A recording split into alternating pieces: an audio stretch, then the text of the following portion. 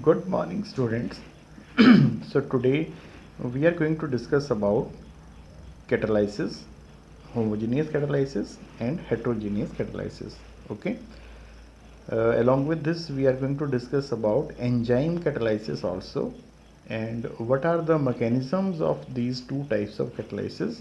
That also we will be discussing in this, and then we will also discuss zeolites as well as activity and selectivity of the catalysts. Okay, so these are all very important topics.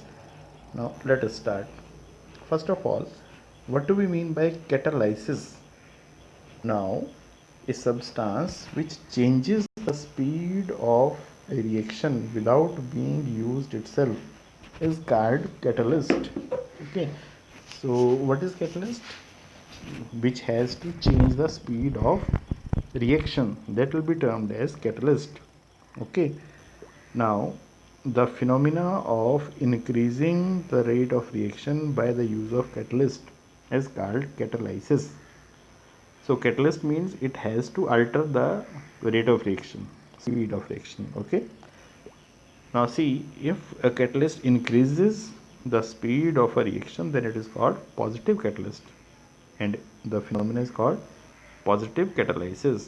But in case catalyst decreases the speed of reaction, then it will be termed as negative catalyst, and the phenomenon is called negative catalysis. So exact definition of catalyst is which can alter the speed of reaction. Now catalysts may be of two main types. Okay, homogeneous catalysts and heterogeneous catalysts. So first of all, let us discuss homogeneous catalyst. Homo means same. Now what is same here? What thing should be same? If the catalyst which is we are going to use is in the same phase as that of reactants, then it will be termed as homogeneous catalyst, and this type of catalysis is known as homogeneous catalysis. Now let us see these examples. Here sulfur dioxide is in gaseous state, oxygen is in gaseous state, and nitric oxide also is in gaseous state. So these three things are in gaseous state, or we can say our catalyst, which is NO, is in the same phase as the reactant. So this reaction is homogeneous catalysis. Okay, or we will say here homogeneous catalyst is used, and so it is homogeneous catalysis process. Similarly, if we see this other one, and this is ethyl acetate, this is in liquid state, this is water which is also in liquid state, and this is acid which is also taken in the aqueous form. So since all these things are in the same phase, then this also can be termed as homogeneous catalysis. Now let us see, sucrose solution is taken, water in liquid state is taken, and again acid is taken in its aqueous form. So again this is homogeneous catalysis. Okay, so these examples also you can learn with this. Now heterogeneous catalysis. In case of heterogeneous catalysis, there will be difference in the states of catalyst from reactants. Okay, now here if we see, ammonia is in gaseous state, oxygen is also in gaseous state, but this is in solid state. Platinum, which is acting as catalyst. So platinum, which is acting as catalyst, is in solid state and is being used as catalyst for this particular reaction, and here reactants are in gaseous state, so it will be termed as heterogeneous catalysis. Okay, now let us discuss the mechanisms of these types of catalysis reactions. First of all, let us discuss for homogeneous catalysis. Okay, now what is the mechanism? Mechanism is intermediate formation. The mechanism involves intermediate formation. So what happens? Catalyst will combine with one of the reactants and it will form an intermediate. This intermediate compound will be unstable and it will again combine with the other reactant to form the product. Now if we take this reaction, this is in gaseous state, this is also in gaseous state, and this is also in gaseous state. So what happens, this NO, which is as catalyst, this is going to combine with one of the reactant. Okay, so it combines with O2 and then it forms an intermediate. Then intermediate is unstable, that again combines with others component and the main product is formed and the catalyst also comes out. Okay, now see how it goes. Here let us see. Now see, what is the mechanism proposed? It is believed that the reaction, in this reaction nitric oxide combines with one of the reactant to form NO2. This intermediate combines readily with other one to form the main product and catalyst also comes out. Now see, this is the step. First of all, what happened? NO combined with oxygen, okay, and it formed NO2. Then NO2 combined with the other reactant and it gave the main product, and this again came out. Okay, this catalyst again came out. Now what was left? Another molecule of the other reactant and half molecule of oxygen. It again combined to form this. Okay, so what we can say? We can say that in case of homogeneous catalysis, there is formation of an intermediate which is unstable and it again combines with other reactant molecule and gives the main product, and catalyst also comes out. Okay, now let us discuss the mechanism of heterogeneous catalysis. Now first of all, what all things are involved in this type of catalysis? First of all, diffusion of the reactants at the surface of the catalyst. Whichever catalyst we have, our reactants will get diffused on its surface, and what will happen because of this? Adsorption of the molecules of reactants at the active sites, it will occur.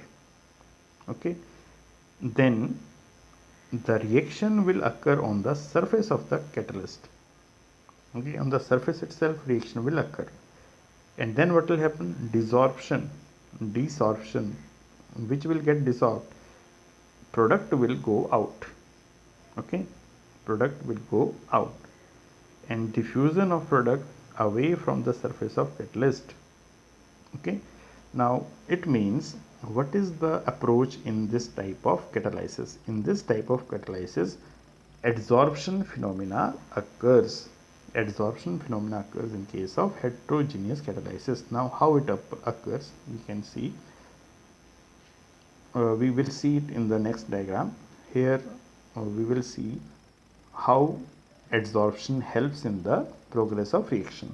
Okay, now see, adsorption increases the concentration of reactant on the surface of the catalyst. Okay, because of adsorption, what happens? Whatever catalyst we have taken on its surface, the concentration of reactants, it increases. Due to this increased concentration, the reactions proceed rapidly. So when the reactants are more, then they will combine with each other and they will form products. Okay, so our reaction will go on in a fast manner. Okay, now second thing, adsorbed molecules get dissociated to form active species. Means when adsorption occurs, then there is formation of such particles which are helpful in carrying out the reaction. Okay, just like free radical, such things are formed and they will help in the process. Okay, the adsorbed molecules are not free to move. Okay, adsorbed molecule, they will not be free, they will not move around. Okay, but they will collide with other molecules on the surface. Once the reactant molecules get adsorbed, then what is to be done? What they will do? They will collide with other molecules of the reactants which have adsorbed there. Okay, Now the heat of adsorption evolved acts as energy of activation for the reaction. Now see, if activation energy is required for this particular reaction, then from where it comes? What happens? We know that adsorption, during adsorption, it's an exothermic reaction, so there is some release of energy, so that heat released, that acts as activation energy for the process to occur. Now see, this is the diagram showing the adsorption. Now see, this is the catalyst. Now this is catalyst. Those molecules which are on the surface, they are having unbalanced forces. So because of this, these reactants, A and B are reactants, they will get adsorbed. Okay, when they get adsorbed, then it means they will make bonds with the surface molecules. Okay, now once they have adsorbed, then they will start combining with each other, and they will combine with each other. Okay, now desorption process will occur. Once they have combined, then product formed will go out and catalyst will come as it is. Okay, so this way this process goes on. Okay, now whatever substance we are going to use as catalyst, what are their important properties? There are two very important properties of solid catalysts. One is activity of catalyst. Okay, now see, activity of a catalyst depends upon the strength of chemisorption to a large extent. The reactants must get adsorbed reasonably strongly on the catalyst to become active. Okay, means our catalyst which we are going to use, that must have proper activity. Okay, so it should adsorb reactants very properly. Okay, however, they must not get adsorbed so strongly that they are immobilized and other reactants are left with space on the catalyst surface for adsorption. So it means if there are more than one reactant, then activity of the catalyst should be such that it allows all the reactants to get adsorbed. Okay, now see, in this reaction which we have written here, platinum is acting as catalyst, so it allows the adsorption of hydrogen gas molecules also and oxygen gas molecules also, and then there is formation of water. Okay, so what is observed for hydrogenation reaction? It has been found that catalytic activity increases from group 5 to group 11, with the maximum activity being shown by group 7 to 9 elements of the periodic table. Now see, this after group 3 to group 12, there are D block elements and they are called transition metals.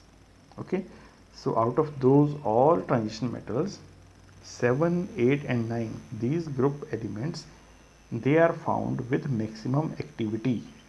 Okay, so they can be used very properly as catalyst. Okay, now it comes to selectivity. Now what do we mean by selectivity of a catalyst? Selectivity of a catalyst is its ability to direct a reaction to yield a particular product. Okay, now see what we can say. We can say that a particular catalyst can act as catalyst for a particular reaction only. For a particular product formation, we have to use a particular catalyst only. It is not possible that we want some product and that can be obtained by taking different catalysts. If we will use different catalysts, then different products may be obtained. Okay, this is called selectivity. Okay, now you can check with these examples. Selectivity of different catalysts for same reactants is different. Now see, if we have taken just hydrogen and carbon monoxide, okay, similar reactants we have taken, but we are taking different catalysts. If we are taking different catalysts, then we are getting different products. If we took nickel as catalyst, then we are getting methane as product. If we took copper and zinc oxide and chromium oxide as catalyst, then we are getting methanol. And if we took just copper, then we are getting methanol. So it means we are getting different products if we are taking different catalysts for the same reactants. So it means catalyst has selectivity. This property is called selectivity. A particular product can be produced by taking a particular catalyst only. Okay. Now it comes to one more category of catalysts, that is called zeolites. Okay, these are called zeolites, or we say they are called shape selective catalysts. And those reactions in which we use shape selective catalysts, they are called shape selective catalysis. Okay. Now what are these? Zeolites are good shape selective catalysts because of their honeycomb like structure. Now see, honeycomb like structure means in which is porous in nature. Okay, so what are zeolites? They are microporous aluminosilicates with a three-dimensional network of silicates in which silicon atoms are replaced by aluminium atoms, giving aluminium oxygen silicon framework. So what we can say? We can say that what are zeolites? They are shape selective catalysts and they are microporous aluminosilicates having aluminium oxygen silicon linkages. Okay. Now which zeolite will react in as catalyst, in which reaction, it is decided by the size and shape of the reactant and product molecules. Okay, and where it can be used, it depends on the holes or pores in the zeolite. Just like we said that zeolites are microporous catalysts, so there is certain size of these pores. On the basis of that size, we can use a particular zeolite in a particular reaction. Just like if we use ZSM5. Now what ZSM means? ZSM means zeolite sieve of molecular size 5. Sieve, you know, which is used in our kitchen. Okay, so that sieve with which we what we do, we take out those thicker material from our floor, that is called sieve. Okay, so it is microporous, so it is just like sieve. So zeolite sieve of molecular size 5. So when this number increases, it means the size of the holes of zeolite also increases. Okay, so this particular zeolite is used for preparation of hydrocarbons. Okay, so this ZSM, an important zeolite catalyst used in the petroleum industry is ZSM5. It converts alcohols directly into gasoline. Okay, by dehydrating them to give a mixture of hydrocarbons. So gasoline or petrol is a type of hydrocarbon. So in this petroleum industry we use this zeolite. Okay, now we come to our last topic, it is enzyme catalysis. First of all, what are enzymes? Enzymes are also given name biocatalysts or biochemical catalysts.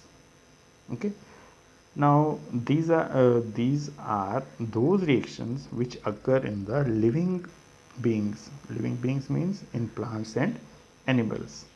Okay, so what are enzymes actually? They are complex nitrogenous organic compounds.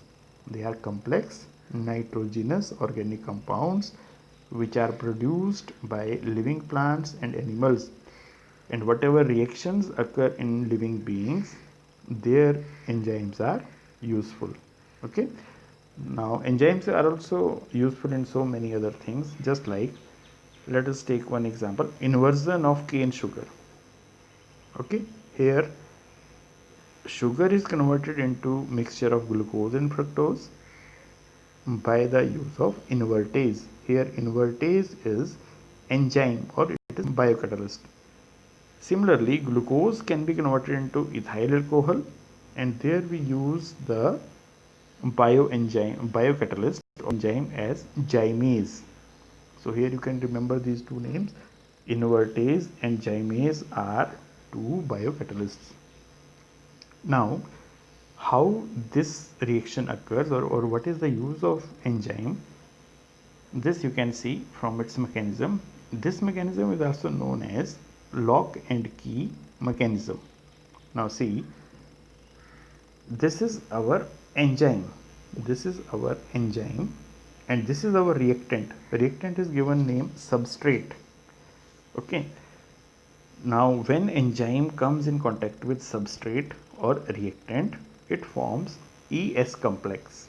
There is formation of ES complex, means enzyme and substrate gets bonded to each other. Okay, and then what happens, there is some change, some reaction, and there is formation of products, and then enzyme and product gets separated out. Okay, now see, here you can see this is our enzyme and this is our reactant, which is called substrate. Now when they combine, in the first step they combine E plus S, it gives ES. So this is ES. Now after combination, S breaks down into products. These are products. Okay, and once they are formed, then these get separated, enzyme gets separated from this and products get separated. So this is also known as lock and key mechanism of enzyme catalysis. Now see, whatever we have discussed, on the basis of that you have to complete these home assignments. Okay, thank you.